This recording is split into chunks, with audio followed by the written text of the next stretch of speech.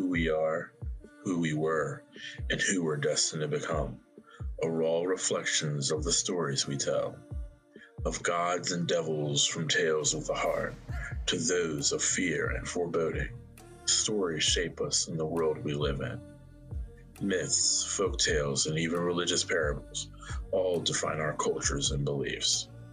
In each episode of Faith and Fear, we will dip our toes into the comparative narratives spanning the globe, considering the concepts and archetypes common to us all.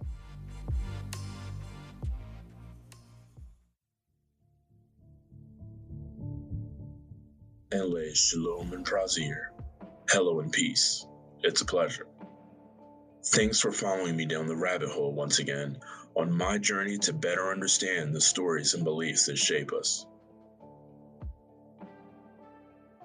No matter how hard the past is, you can always begin again. Buddha. First and foremost, Happy New Year. Welcome back. I hope you and yours have remained safe and are doing well. 2020 was a long one for many of us. Hopefully, 2021 will at the very least be an improvement. I'm rooting for each and every one of you. I know some of you have doubts, even concerns about what lies ahead. The thing is, no one knows what the future will hold, because it hasn't happened yet. For better or worse, what does or doesn't come to pass will be largely determined by our actions moving forward. I know some things are beyond our control, and I also know it's easy to let those things stress us out and cause us a great deal of anxiety.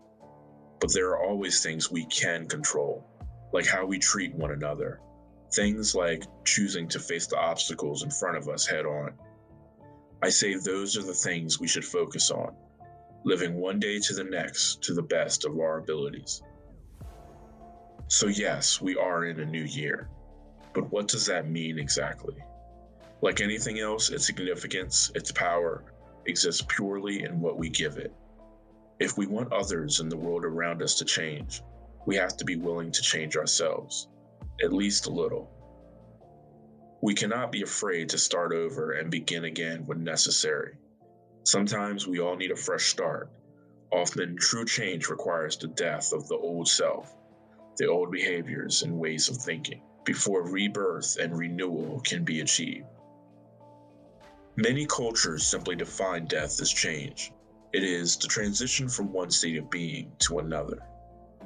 The Merriam-Webster dictionary defines change, noun, as the act, process, or result of changing, the alteration, transformation, or substitution of a person, place, or thing from their current state into the next.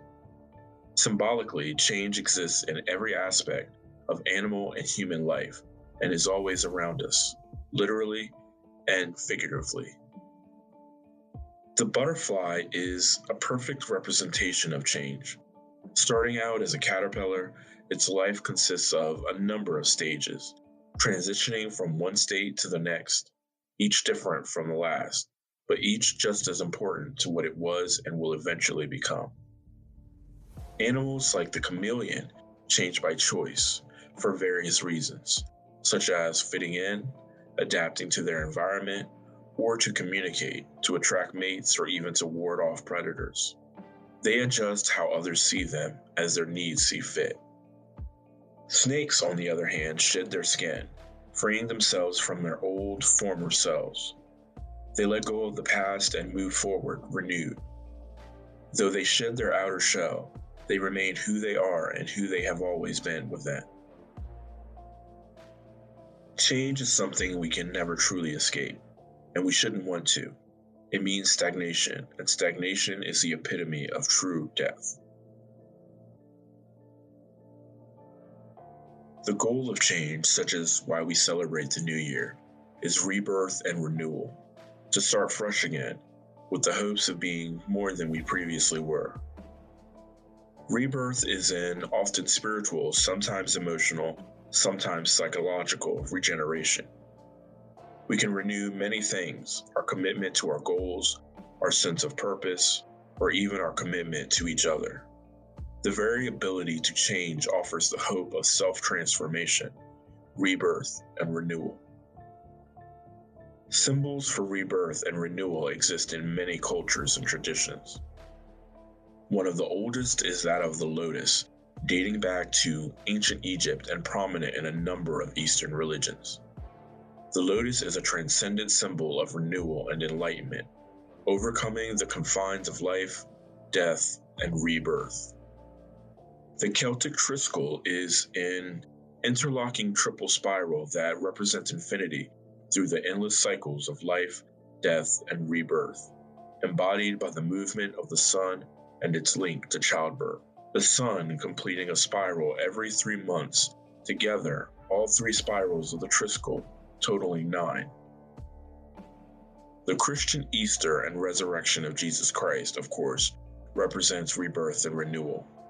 But the concept of resurrection dates much further back and can be found in other cultures such as the ancient Egyptian story of Osiris, the Lord of the afterlife.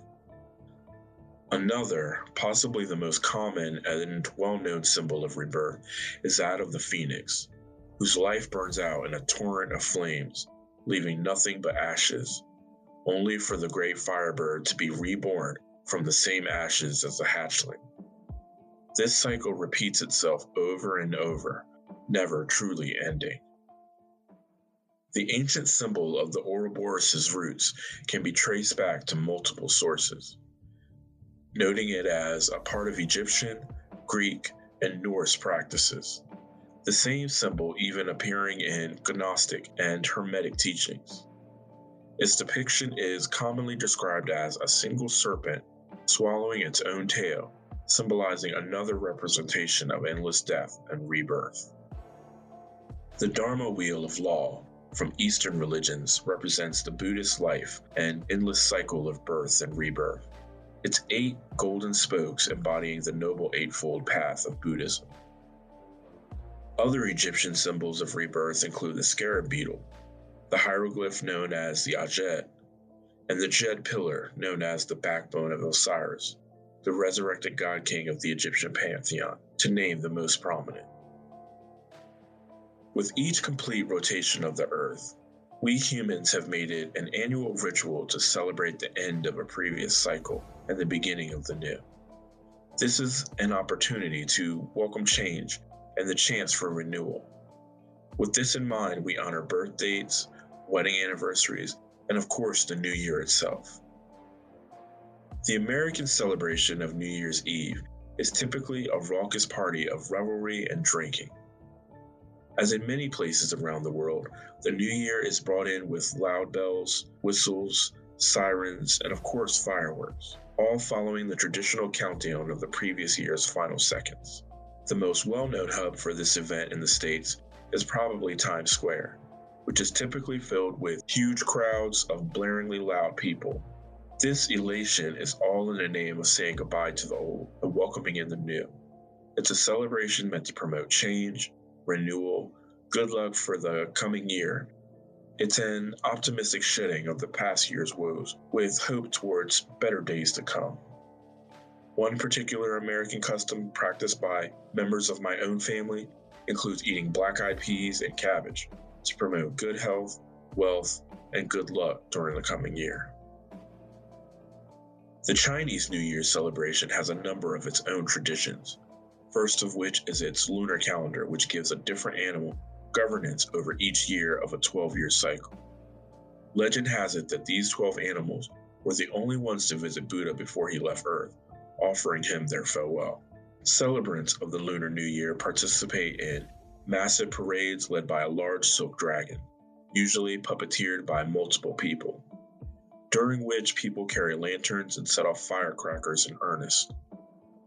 These practices trace back to the legend of the Neon, a monstrous creature said to hibernate in the mountains.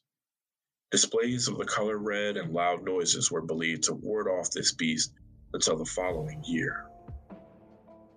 Signaled by the shofar, a ram's horn trumpet, the Jewish New Year kicks off with the celebration of Rosh Hashanah. The Jewish New Year lasts for 10 days and ends with Yom Kippur, the Day of Atonement. During these 10 days, it is believed that God opens the Book of Life, prompting a period when the Jewish people do their best to make up for any misdeed they may have committed, while forgiving others of their wrongdoings. A final blowing of the shofar concludes Yom Kippur. Spain has an interesting tradition of eating 12 grapes, a single grape at each stroke of the hour, with the idea being that each of the 12 grapes symbolizes good luck toward each month of the coming year. In Denmark, residents leap into the new year by everyone jumping off of chairs at midnight for good luck. In contrast, they ward off bad luck and negative spirits by throwing plates and glasses against the doors of their loved ones.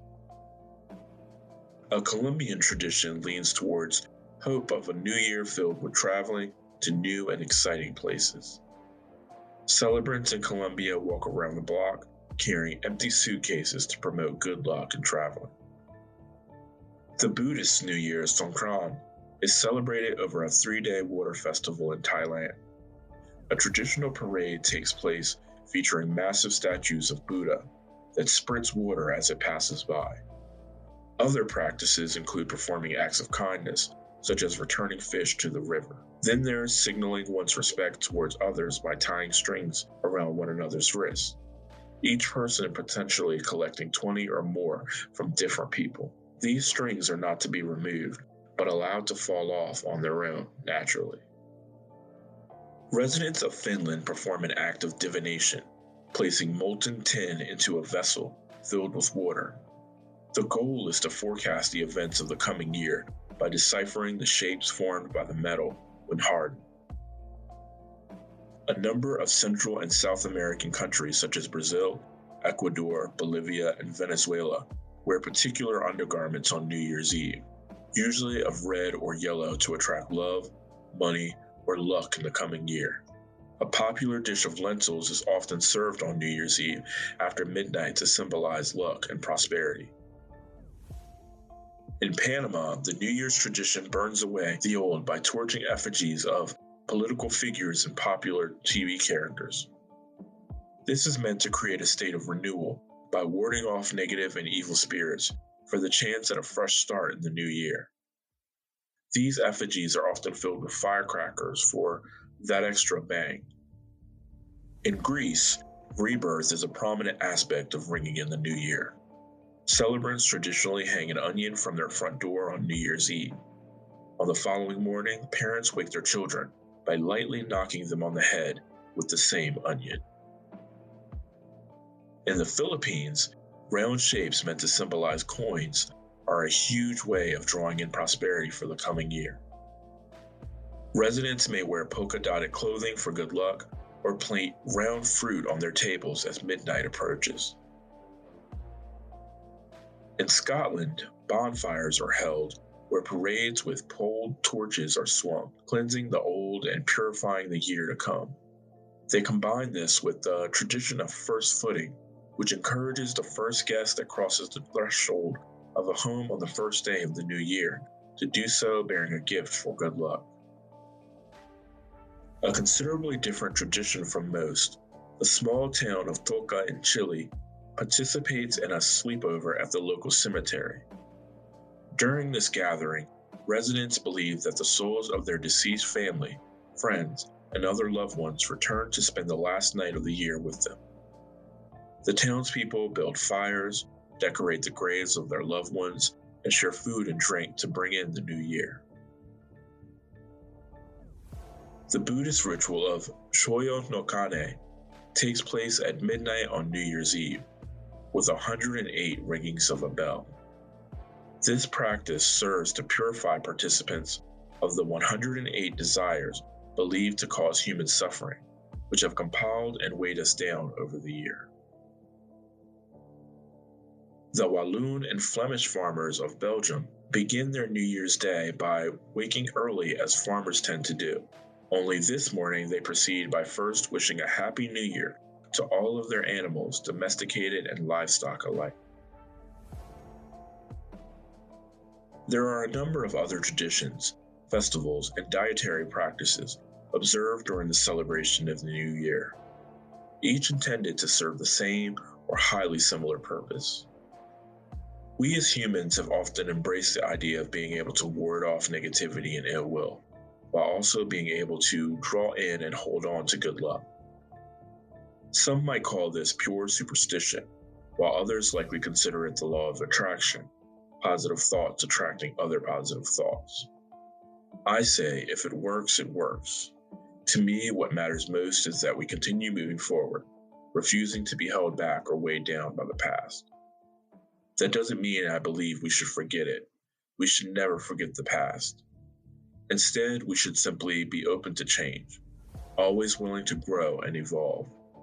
In fact, embrace the idea that you are not the same person you were years ago, and you will, hopefully, be a different, better person years from now. You are not limited to one chance at renewal. Redefine who you are as many times as you need to. I only ask that you be the truest version of yourself, the true you that only you can be. Every day is a chance to begin again. Don't focus on the failures of yesterday. Start today with positive thoughts and expectations. Catherine Pulsifer. Next week, we will continue moving into the new year by exploring fate, destiny, and free will. For now, assalamu alaikum and namaste. Peace be with you until we meet again. Thanks for listening to me as I've nerded out about stories and beliefs. Join me next week as I journey down the rabbit hole once again by subscribing and listening wherever podcasts are available. Leave me a comment about what you think. 5-star reviews are always great and help others find the podcast. And lastly, share with someone you think might get something out of these conversations. Who knows, maybe then we'll be one step closer to glimpsing the true nature of faith and fear. Music provided by Pixabay.com.